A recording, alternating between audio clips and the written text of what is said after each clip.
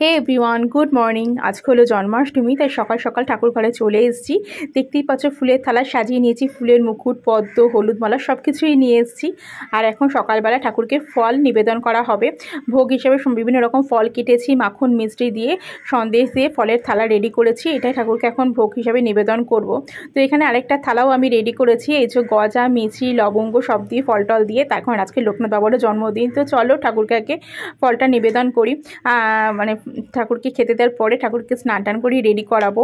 ঠিক আছে, তো এই যে এখানে গোবিন্দকে তুলে নিয়েছি, রাধা গোবিন্দকে একসাথে স্নান করাবো। তো প্রত্যেক বছরই ঠাকুরকে পঞ্চামৃত দিয়ে স্নান করানো হয়। ঠিক আছে, মানে গোবিন্দের পঞ্চামৃত কিন্তু ভীষণ পছন্দের একটা জিনিস। যেমন ভোগ হিসাবে দেওয়া হয় পঞ্চামৃত, তেমনি ভগবানকে কিন্তু পঞ্চামৃত দিয়ে স্নানও করানো হয়। ঠিক আছে, মানে আমাদের যার ঠাকুর, যে ঠাকুমার ঠাকুর, সেই ঠাকুমা কিন্তু প্রত্যেক বছর পঞ্চামৃত দিয়েই ঠাকুরকে স্নান করাতো। তো সেইভাবে আমরাও কিন্তু ঠাকুরকে পঞ্চামৃত দিয়ে স্নান করাই। তো আমি এখানে দুধ, দই, ঘি, মধু, চিনি সব কিছু ঘটির মধ্যে মিশিয়ে নিয়েছি, তারপরে পঞ্চামৃত দিয়ে স্নান করাচ্ছি। তারপরে আবার গঙ্গা জল দিয়ে ভালো করে স্নান করিয়ে মুছিয়ে জামা পরাবো। তোমাদের সাথে তো শেয়ার করিয়েছিলাম ঠাকুরের জন্য যে জামাটা নিয়ে এসেছি, তো সেটা পরানোর পরে কীরকম লাগছে সেটা দেখার জন্য সত্যিই আমি খুব উদ্গ্রীব। কারণ কালারগুলো আমার খুব পছন্দ হয়েছিল, খুব পছন্দ করে ঠাকুরের জন্য নিয়ে এসেছি। আশা করছি ভীষণ ভালো লাগবে। তো চলো, গঙ্গা জল দিয়ে স্নান হয়ে গেছে। আর এই যে ঠাকুরকে জামা পরানোর পরে কীরকম লাগছে দেখো, সত্যি বলছি আমি চোখ ফেরাতে পারছি না, এত সুন্দর লাগছে ঠাকুরকে। আর জামার সাথে পাগড়িটাও কিন্তু একদম ম্যাচিং হয়ে গেছে, খুব সুন্দর লাগছে। আর ঠাকুরের জন্য যে চুলটা কিনে নিয়ে এসেছিলাম সেটাও কিন্তু খুব সুন্দরভাবে সেট হয়েছে ঠাকুরের মাথার সাথে, ভীষণ সুন্দর লাগছে। তোমরাও দেখো, বলো কীরকম লাগছে। আমার তো সত্যি বলছি খুব খুব ভালো লাগছে, কালার কম্বিনেশন দুটো এত সুন্দর লাগছে, আর গোবিন্দকে এত সুন্দর লাগছে, জন্মদিন বলে কথা। তো চলো ঠাকুরকে ফুলের মালা টালা পরিয়ে দিই। তো যেখানে আমি একটা তুলসীর মালা রেডি করেছি, প্রত্যেক বছর ঠাকুরের জন্য তুলসীর মালা নিয়ে আসি, ঠাকুর ভীষণ পছন্দ করে তুলসীর মালা। কিন্তু এই বছর বৃষ্টির জন্য কোথাও ফুল সেভাবে পাওয়া যাচ্ছে না, ফুলের প্রচণ্ড দাম, তুলসী পাতা তো দিচ্ছেই না। তো সেই জন্য যে তুলসী পাতাগুলো দিয়েছিল সেখান থেকে আমি কিছু পাতা দিয়ে ঠাকুরের জন্য ছোট্ট একটা মালা বানিয়েছি।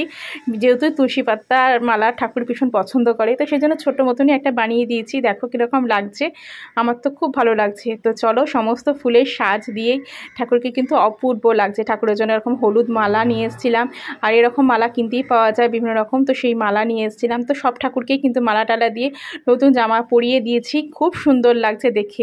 আর এদিকে ঠাকুরের জন্য ভোগ বানানো হচ্ছে। তো সকালবেলা মা আর দিদা চলে এসছে, ভোগ বানাচ্ছে। তো এখন ঠাকুরের জন্য হচ্ছে গিয়ে তালের বড়া, কথাতেই আছে তালের বড়া খেয়ে নন্দন নাচিতে লাগিল। ভীষণই পছন্দের আর কি একটা জিনিস তালের বড়া। তো সেটা দিদা বানাচ্ছে এখন। এই যে অনেকটা বড়া হয়ে গেছে আর অল্পই কিছু আছে। ঠিক আছে, মা দিদা মিলে এখানে ভোগ বানাচ্ছে, ছাদে হয়ে গেলেই ভোগটা নিবেদন করা হবে। ঠিক আছে, আর একটা গ্যাসে ওদিকে ঠাকুরের জন্য বানানো হচ্ছে ক্ষীর, যেটাও কিন্তু গোবিন্দের ভীষণ পছন্দের। ঠিক আছে, যা কিছু হচ্ছে সবই পছন্দের জিনিস ওনার জন্য। ঠিক আছে, চলো ওরা ভোগটা বানাক, ভোগ হয়ে গেলে আমি নিবেদন করব। তো মাদের ভোগ কিন্তু হয়ে গেছে, আমি নিবেদন করব সুন্দর করে। ঠাকুরের জন্য সমস্ত পাথরের থালার মধ্যে সাজিয়ে নিয়েছি, নিয়ে ঠাকুরকে এখন দিয়েছি। এরপরে ঠাকুরমশাই আসলে পুজো করলে হয়ে যাবে।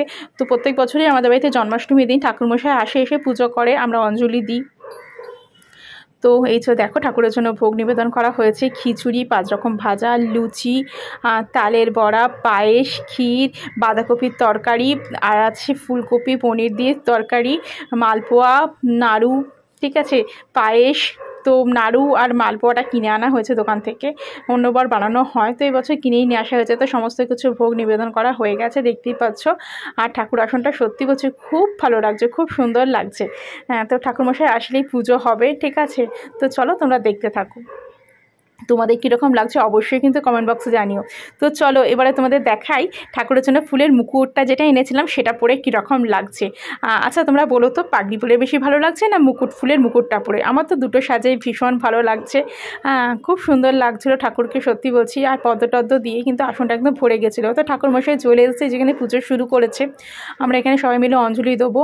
ঠিক আছে, তো সকালবেলা থেকে আমরা তো না খেয়েই আছি, মা, আমি, দিদা, প্রত্যেকেই। তো আমার মেয়ে, সে 3 জনে মিলে 4 জনে মিলে আমরা এখানে অঞ্জলি দেবো, পুজো করছে ঠাকুরমশাই। তো আজকের ব্লগটা এখানেই রাখছি, দেখা হচ্ছে একটা অন্য কোনো ভিডিওতে। ততক্ষণ তোমরা সবাই ভালো থেকো, সুস্থ থেকো। আর আমাদের এই জন্মাষ্টমীর ব্লগটা তোমাদের কীরকম লাগলো অবশ্যই বলো, কমেন্ট বক্সে জানিও। তো চলো আজকের মতন এখানেই রাখছি। আর যদি আমার এই ভিডিওটা তোমাদের ভালো লেগে থাকে তাহলে অবশ্যই আমাকে লাইক করে দিও, আর ফেসবুক থেকে দেখলে ফলো করে দিও, ইউটিউব থেকে দেখলে সাবস্ক্রাইব করে দিও। তো চলো আজকের মতন এখানেই রাখলাম, টাটা।